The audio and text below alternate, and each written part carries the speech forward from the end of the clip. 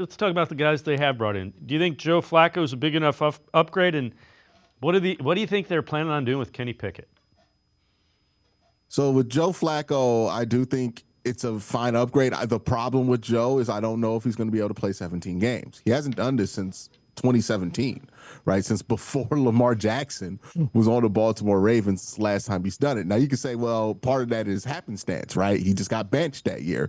Well, he was brought in to be the starter in Denver, never finished the season out there as the starter, right? Was brought in potentially to win a quarterback competition with Anthony Richardson, did not play the majority of the games, ended up putting Anthony Richardson back out there.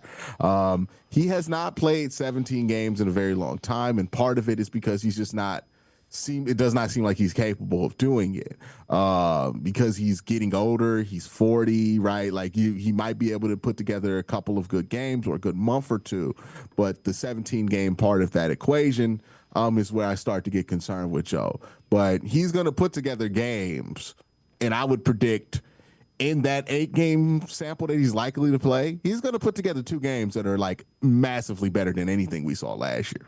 What about Pickett? How does he figure into all that, you think?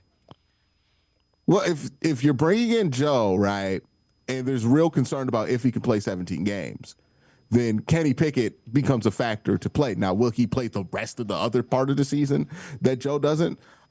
No, right? I think it depends on if the Browns take a quarterback. Let's live in a world where they take Jalen Milroe, right?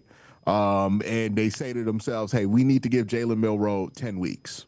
And Joe Flacco goes out there, he gives you 8 weeks of football before you have to bench him or he gets hurt or something happens, right? Then I think that's Kenny Pickett's purpose is to fill in the gap of those 2 weeks and just hold it down until you transition or pass the torch. If you don't draft the quarterback high enough to justify playing them in year 1, then it's probably going to be Kenny Pickett the rest of the way.